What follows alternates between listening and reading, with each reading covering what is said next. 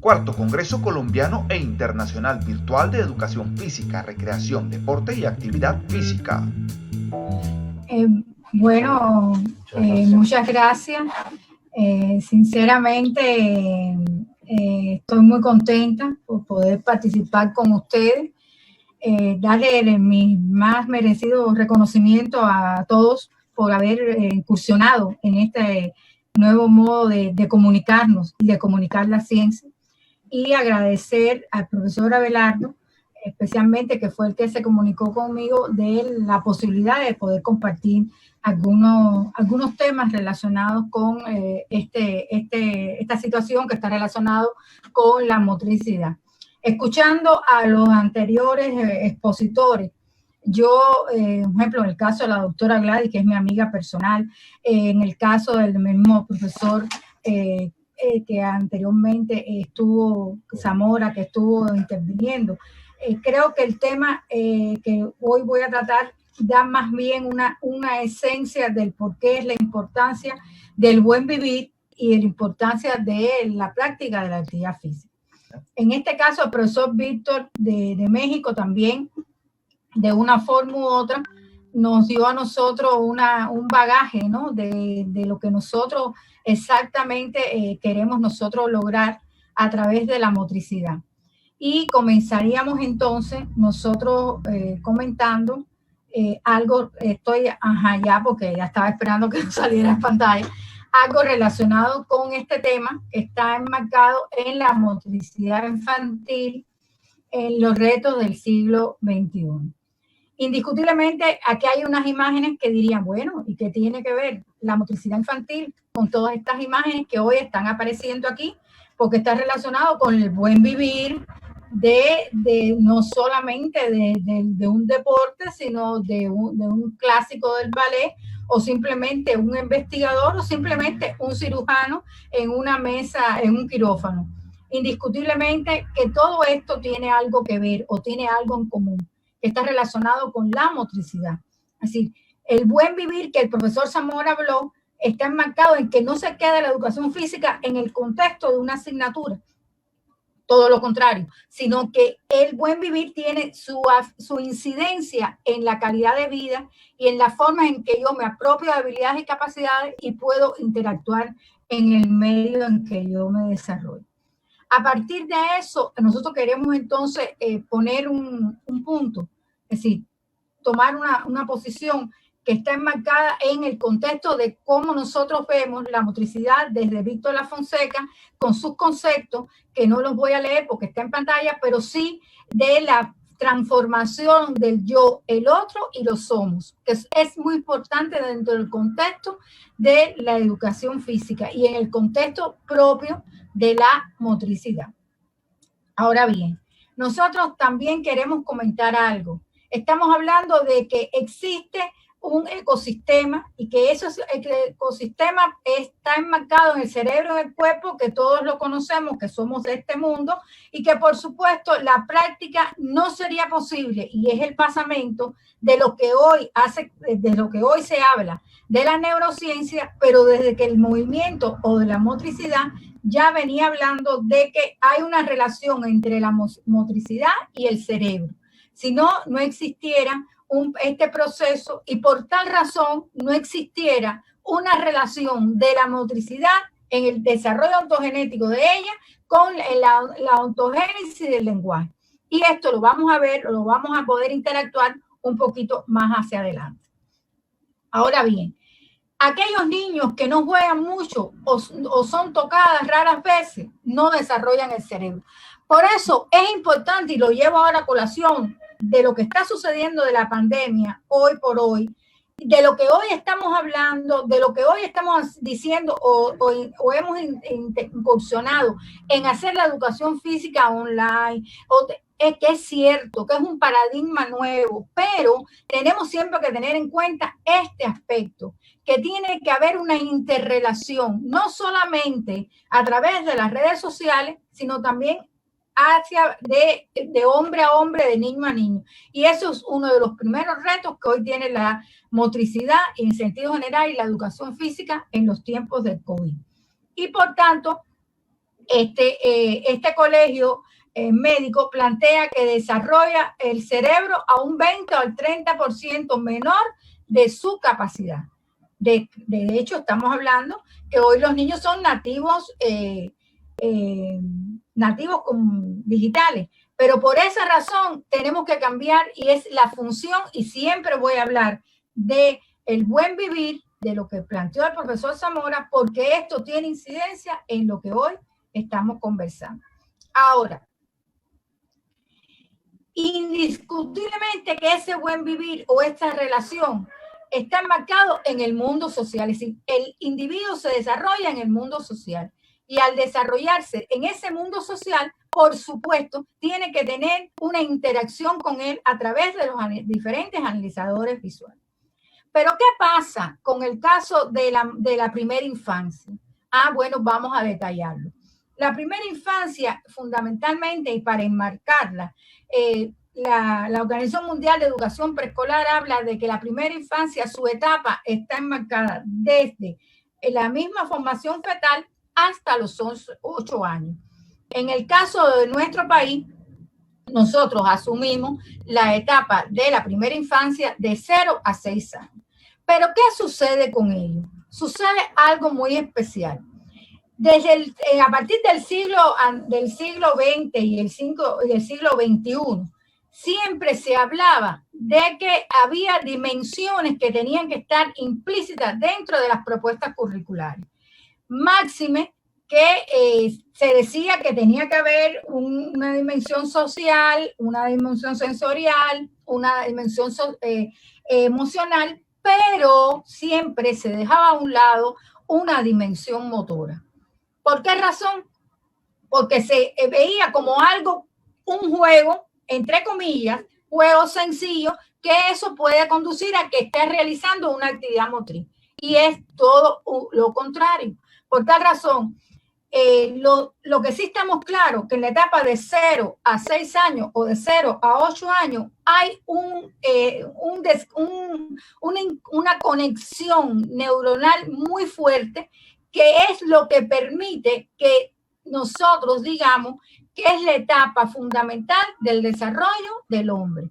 Que si no se aprovecha esta etapa, por supuesto, va a seguir siendo hombre, va a seguir desarrollándose porque va a estar en un medio social. Pero los periodos sensitivos de una etapa, esos van a crear condiciones para que se refuercen en otra etapa y cueste más trabajo de apropiarse por parte del niño. En el caso de la neurociencia, que llegó a demostrar cómo desde estas dimensiones, especialmente la dimensión motora, es importante para el desarrollo del cerebro. Pero verlo desde un enfoque y verlo desde que la neurociencia no sustituye la pedagogía para nada, pero sí le da herramientas a la pedagogía a poder descubrir algunos aspectos, algunos procedimientos, aplicaciones de métodos que utilizamos en un momento determinado y que no nos da resultados. Y que algunas veces nos preguntamos, ¿qué pasa? Pero esa respuesta está embarcada en que algunas veces esas herramientas nos las da o nos las permite la neurociencia. Pero esa dimensión motora no comienza solamente cuando el niño ya está en la escuela o cuando el niño tiene 2 o 3 años. Para nada. Esa dimensión motora debe comenzar con programas de estimulación prenatal. Pero esos programas de estimulación prenatal tienen que tener un basamento pedagógico, científico, para que tenga un buen resultado.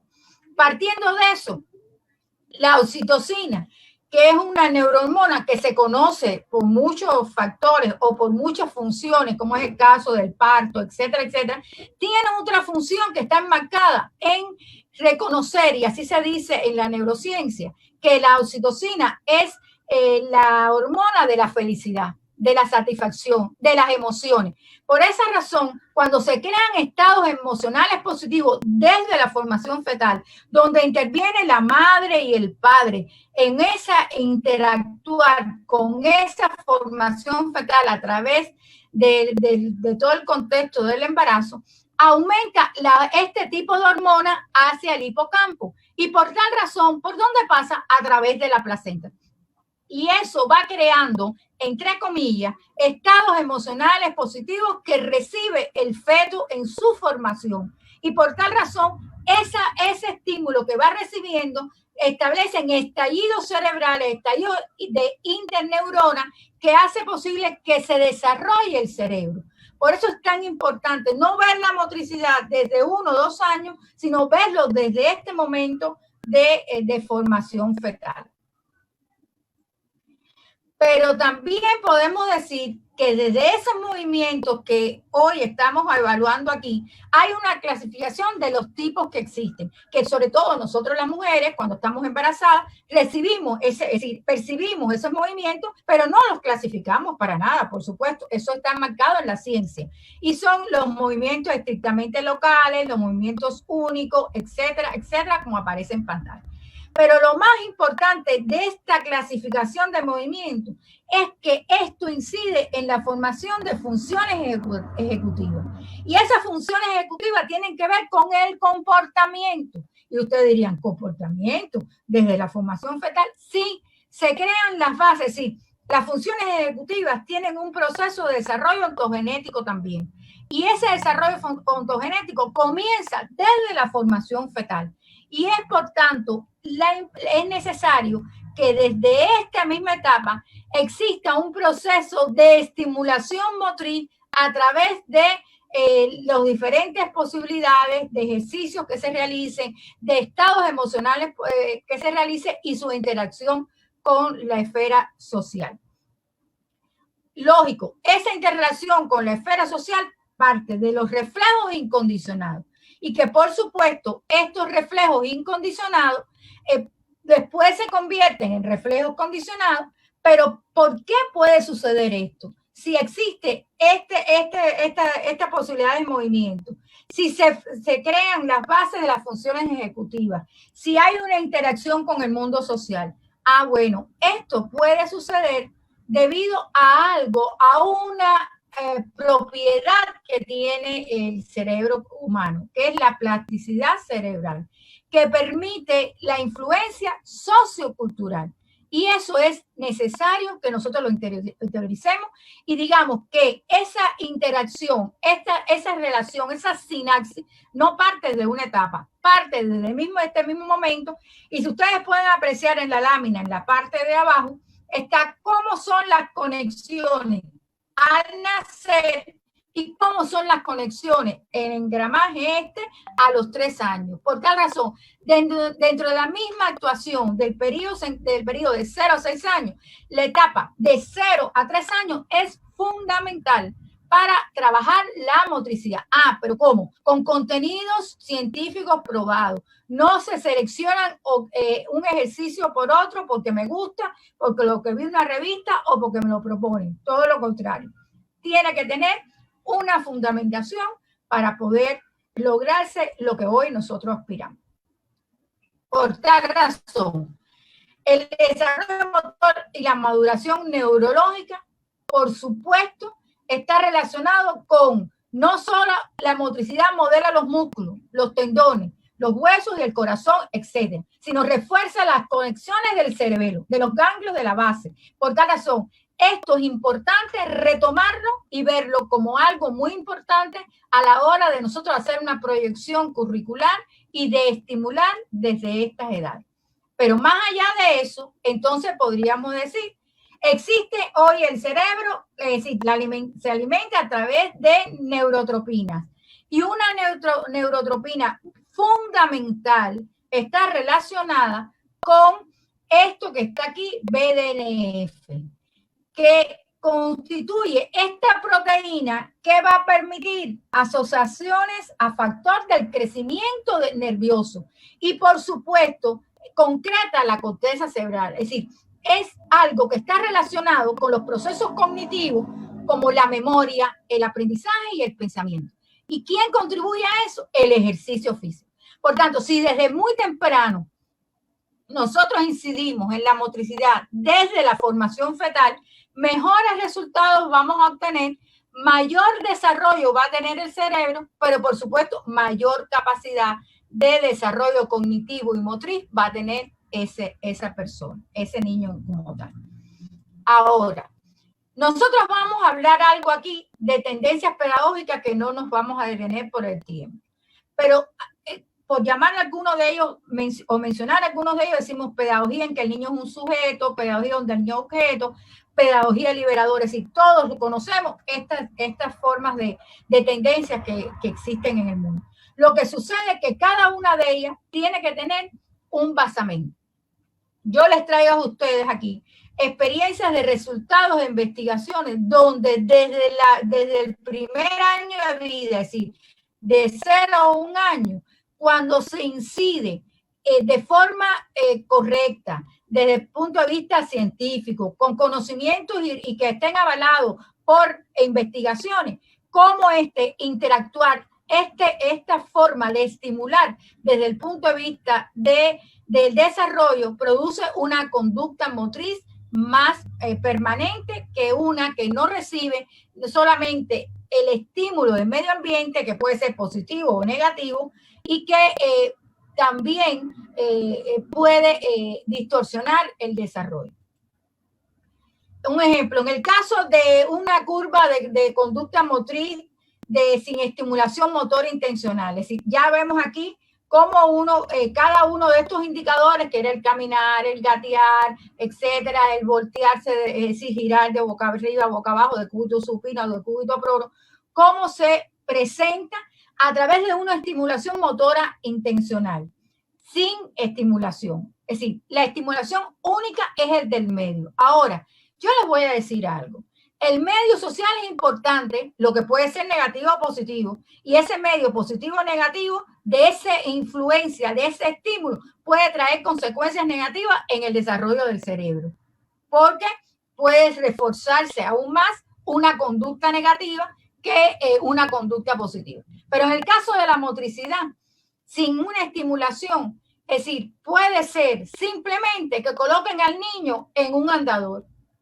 Cuando colocan al niño en un andador, que no estoy en contra del andador, es decir, de la forma en que utilizamos ese instrumento para estimular el caminar, puede traer consecuencias negativas en el desarrollo del cerebro.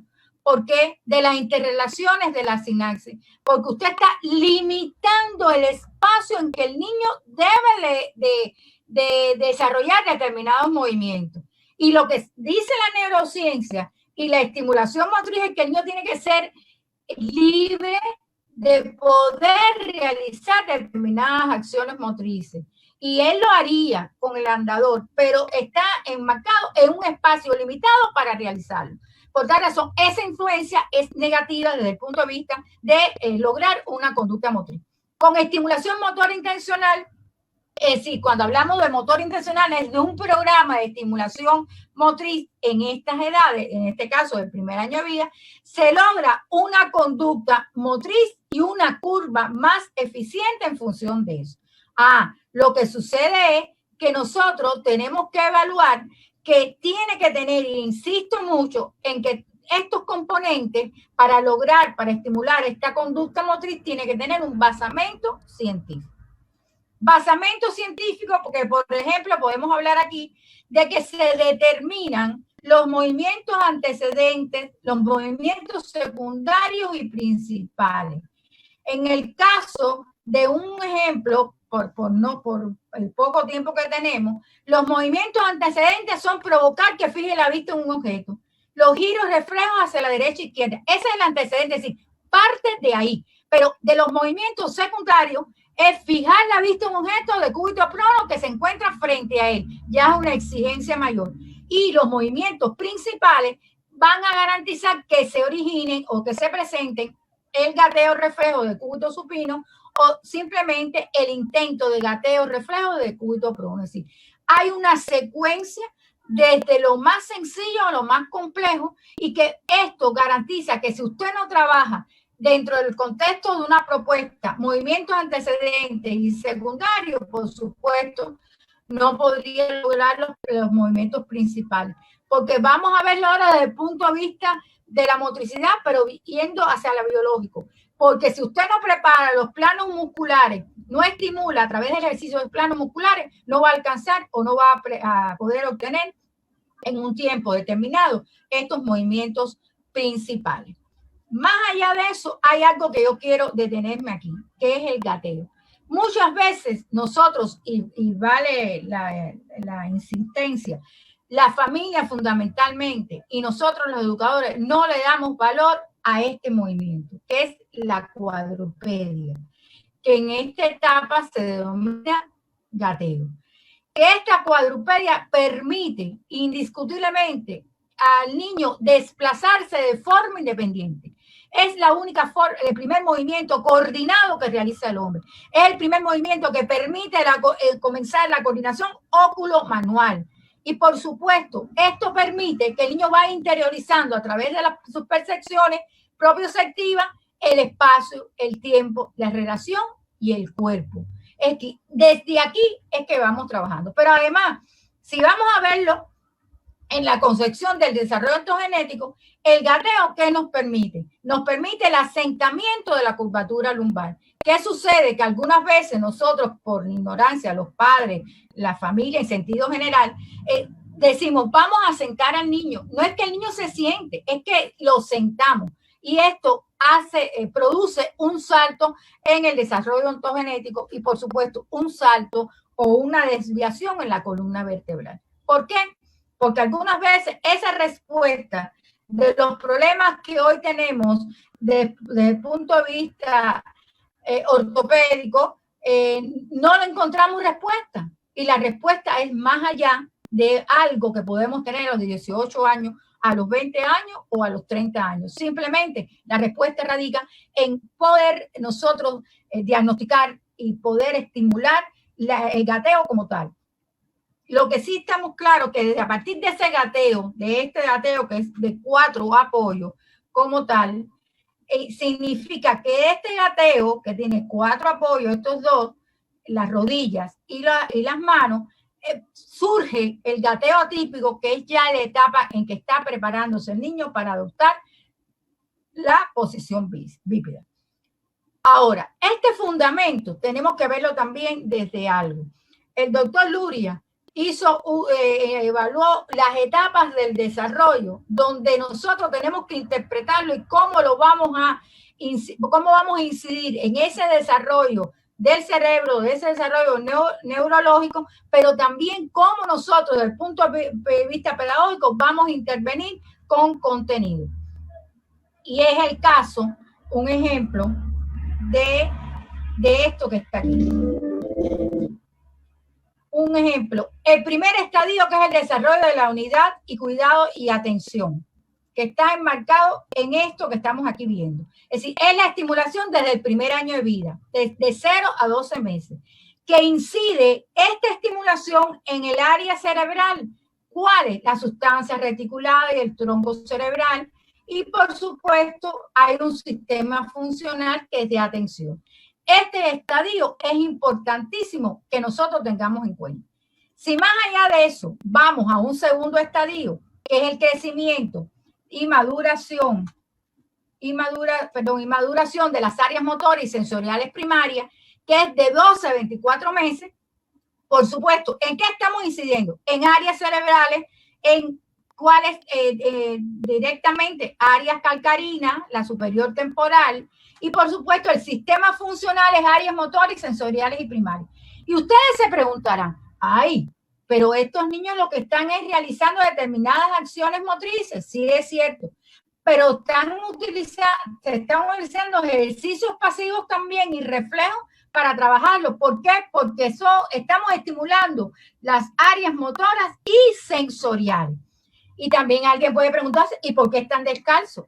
Porque ese estar descalzo y obtener el contacto directo con el piso, que está frío, en el caso de mi país, que hay mucho calor y que por supuesto permite que eso sea una estimulación, el colocar la planta del pie en el piso, hace un reflejo, y ese reflejo como respuesta es adoptar esta posición del pie y trabajamos el arco plantar. Y por tal razón, esto permite, por supuesto, tener mayor información, recibir mayor información proprioceptiva a través del contacto. Y el tercer estadio de las áreas motoras, que es de 2 a 5 años, por supuesto, también pueden ver cómo se trabaja desde este contexto en estos niños ya de otra forma, es decir, más disperso, con mayores posibilidades, buscando el espacio, el tiempo, la relación, el cuerpo, donde también incide la esfera, el área premotora, por supuesto, y las actividades sensoriales. Es decir, que los métodos y procedimientos que hoy nosotros aplicamos están enmarcados en esto, es decir, los métodos, los procedimientos tienen que estar acorde con el desarrollo de las áreas motoras, pero tiene que estar acorde con el desarrollo neurológico. Es decir, la pedagogía se une a esta ciencia y la utiliza como una mayor herramienta. A partir de ahí, entonces diríamos, ¿cuáles son los métodos? Todos los conocemos. Perdón, son métodos sensoperceptuales, el verbal y el práctico. Son los que más se trabajan en la primera infancia. Pero esos métodos sensoperceptual que están más dirigidos hacia la primera infancia es el método visual, el método auditivo y el método propioceptivo. Pero este método propioceptivo es el que más vimos nosotros como tal. Y por esa razón es necesario que nosotros, dentro de los estilos de enseñanza, tengamos en cuenta la selección de ellos y cuáles son más acordes hacia los niños de esta primera infancia en función del desarrollo de la motricidad. Cuando hablamos de mando directo, esto es muy discutido. Eso no significa que no se utilice el mando directo, pero no abusar del mando directo. Y por esa razón, en la primera infancia, se establece de que se plantea una situación, un estímulo como tal, y ese estímulo va a tener una respuesta real que es una sola respuesta. Es decir, usted propone algo, una acción, y usted la respuesta va a ser una. ¿Por qué? Porque no le damos posibilidad al niño de hacer una relación de transferencia hacia la posibilidad de realizar otra cosa, pero tampoco nos da la posibilidad de crear. Es decir, no va a desarrollar la creatividad dentro de estos contextos. Repito, no quiere decir que no se realice. Lo que pasa es que en el caso de la primera infancia no se habla de crear estereotipos dinámicos. Todo lo contrario. Se habla de un componente que posteriormente vamos a interactuar. Pero de lo que sí estamos convencidos es que cuando usted propone una búsqueda, que es, por ejemplo, el caso de sorpresa, mucho de 0 a 3 años, se trabaja mucho la sorpresa. Y desde el punto de vista de la neurociencia, eso crea emociones. Y nosotros en la motricidad y en sentido general de la educación física, si no educamos las emociones, si no estimulamos las emociones, no hay posibilidades de desarrollo, porque entonces no se interioriza la importancia o la necesidad o la satisfacción de hacer una acción motriz. Se hace de forma obligatoria, se hace de forma esquemática. Y ahí es donde nosotros, como educadores físicos, tenemos que ver que todo lo que hagamos tiene que tener una respuesta emocional, pero una respuesta emocional positiva para que se establezcan esas interacciones también positivas.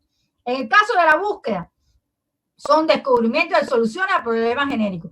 Pero ese descubrimiento, ¿qué nos va a garantizar? Una aplicación real. Va a dar varias respuestas a un mismo planteamiento. Y eso es lo que va a dar la posibilidad de que sea más variado en la respuesta y la búsqueda por parte del niño como tal. Pero, ¿cómo lo hacemos? Bueno, lo hacemos estimulando la acción del niño a través de que, en función de las características de edad del niño, en función de la maduración que tenga ese grupo etario, y está enmarcado en cómo camina el perro. Él tiene que tener una representación mental de cómo es el perro, cómo se desplaza el perro para poderlo lograr. Por eso, en las etapas de 1 a 3 años, el método que se utiliza, estos métodos que se utilizan y el estilo de enseñanza tiene que estar presente el modelo del educador. Es decir, el educador tiene que estar realizando o debe realizar el movimiento o la acción motriz de conjunto con el niño. Y dice, ¿cómo camina el perro? Pero siempre se le da la oportunidad de que el niño busque mentalmente la imagen y lo pueda ejecutar con su cuerpo. Cómo huele el pájaro, cómo salta la pelota, ¿Por qué a otro lugar que no sea el piso camina el perro? Es decir, son orientaciones iniciales que, repito, tienen que estar acorde a la edad del niño y en función de si es un niño de 0 a 3 años o es un niño de 3 a 6 años como tal. Profe Ahora bien, Gladys. ¿de qué depende de esto? Dígame. Profe Gladys, te quedan 9 minutos, listo. Ya, ¿me quedan? 9 minutos, profe. Ya, perfecto. Variabilidad de la acción. Esta variabilidad de la acción está enmarcada en el cuerpo, el espacio, los deseos, los objetos y el tiempo. Pero ¿cómo vemos esa variabilidad de la acción? Simplemente como una transferencia de autodesarrollo y automovimiento. Es decir, esta variabilidad de la acción permite todo esto, pero más allá de eso, hay algo que lo ejemplifica. Nosotros en los procesos perceptuales estamos viendo que la variación cognitiva entra en los analizadores como tal, exclusivamente. Pero cuando nosotros a esos procesos perceptuales le introducimos, se introduce la posibilidad de que entre, es decir, interactúa el área prefrontal, como es el caso de la memoria, el lenguaje y la toma de decisión, por supuesto, tendremos un resultado mayor desde el punto de vista del desarrollo cognitivo y motriz del niño y que va a servir para la vida, no para un momento determinado de una acción motriz. Más válido de esto, se clasifican las tareas. Las tareas son autogeneradas, tareas definidas, tareas semidefinidas, pero para nosotros lo más importante podría ser la autogenerada, es decir, de cuántas formas puedes lanzar la pelota. Y eso le va a permitir al niño, por supuesto, encontrar estos resultados. A partir de ahí, ¿se recuerdan cuando hablamos de la ontogénesis del desarrollo motriz y la ontogénesis del lenguaje? Por supuesto, el lenguaje, que en el entorno actual se maneja como comunicación, como una dimensión de comunicación, indiscutiblemente está enmarcado en dos momentos, en el monólogo y el dialogado. Para nosotros el más importante es el dialogado, porque interactúa, porque incide. Pero vamos a ver por qué es importante el trabajar el lenguaje, la motricidad, y por qué es importante en el contexto del desarrollo de las tareas motrices como el cuerpo, el espacio, el tiempo y la relación. Simplemente porque cuando usted va a enseñar a un niño que ya está en primaria o grado preescolar ya avanzado de las letras, la P, la Q, etcétera, ¿qué es lo que diferencia uno de otro? Pues lo diferencia, como decimos nosotros aquí en Cuba, la barriguita de la letra, es decir, hacia la derecha o hacia la izquierda. Y esos son momentos importantes que si la motricidad no ha trabajado lo que es estas conductas motrices de derecha, de izquierda, del espacio, del tiempo, por supuesto, incide negativamente en la posibilidad de que el niño aprenda a leer y, por supuesto, aprenda a escribir. Por esa razón, nosotros decimos que para que tenga una incidencia positiva, el incidir en una propuesta de motricidad tiene que partir de un resultado de investigación. Tiene que partir desde el componente más elemental de acción motriz, como es el caso, un ejemplo que tomamos, el caminar, que comienza a caminar lateralmente alrededor de los muebles cuando estaba en la etapa de la lactancia, es decir, en los 8, 9, 11, 12 meses, hasta ya lograr el caminar por diferentes planos. Pero para ello tuvo que dominar y tener que haber tenido la posibilidad dentro de sus programas de propuestas de estimulación motriz, haber podido realizar, caminar movimientos coordinados por tabla, caminar por sobre una línea, caminar por encima de bancos, hasta llegar a caminar por diferentes planos. Es decir, que tiene que tener una consecuencia y tener los contenidos desde lo más fácil a lo más difícil para poder lograr. No es seleccionar un movimiento y decir, este es el movimiento que voy a hacer hoy y por supuesto este es el que yo voy a realizar. Pero para nada tiene que ser así, porque si no, no responde al desarrollo, sino estamos seleccionando contenidos aislados que a lo mejor no tienen nada que ver con la madurez motriz que ha alcanzado el niño. Y por esa razón, como es el caso del saltar, para poner un ejemplo, el saltar, nosotros decimos, Es decir, por resultado de investigaciones, que el primer año de vida, por supuesto, no salta, el segundo año de vida tampoco salta, pero sí ya en el tercer año de vida, finalizando segundo, tercero, podemos encontrar estos tipos de salto. Lo que nos demuestra a nosotros que es importante que la motricidad se trabaje desde el punto de vista científico, es decir, así como la matemática, así como el mismo español, tiene una secuencia de contenido que tiene que estar basado en una dosificación de los mismos, que tiene que tener una experiencia, que tiene que primar un análisis, una posibilidad de una maduración motriz en cuanto a los contenidos que ha logrado el niño como logros motrices del desarrollo por cada grupo etario, así, logros para el desarrollo motor para el primer año, para el segundo año, para el tercer año, es como nosotros podríamos decir que estamos hablando entonces de un programa de estimulación, de un programa de desarrollo motor de la primera infancia que contribuye a ese desarrollo. Desarrollo, repito, que no es solamente motriz, músculo por músculo, fortalecer el músculo, sino que transite también hacia la salud, hacia lograr mayor calidad de vida. Pero para lograr mayor calidad de vida, tiene que relacionarse, es decir, ver la motricidad no solamente desde el aspecto del ejercicio físico, sino las consecuencias que ella emite desde la formación del desarrollo cognitivo.